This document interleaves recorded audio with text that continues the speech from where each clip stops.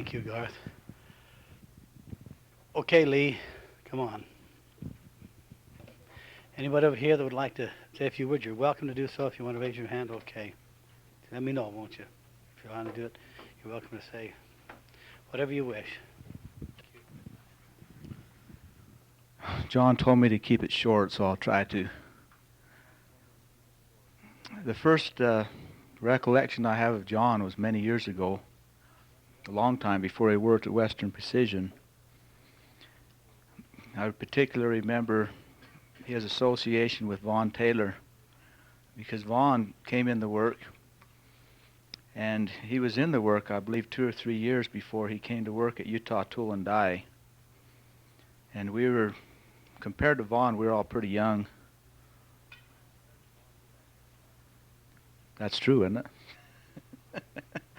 But anyway, Vaughn came and he worked at Utah Tool and Die, and we were really interested in him. Vaughn has an interesting story to tell on his life, and so we talked to him a lot. And I remember we'd go to meetings, and he would seek out John Nicholson because they came from the same place about the same time. They were both trying to do about the same thing and coming into this work.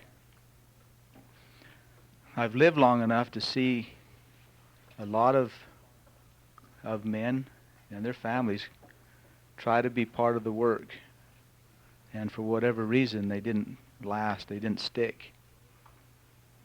But one time when Uncle Roy was really sick, Wendell got the idea of a bunch of us going down south and seeing Uncle Roy, because he'd been down there for several weeks and hadn't been able to come to Salt Lake. So we got together a van load of men, and we all just left early in the morning, and we had an extra seat, so Wendell says, well, let's call John Nicholson, see if he can come. He wasn't working for us at that time. But we all got in the van, we went clear down south, went in and saw Uncle Roy for about 15, 20 minutes, and then we jumped in the van and headed back to Salt Lake.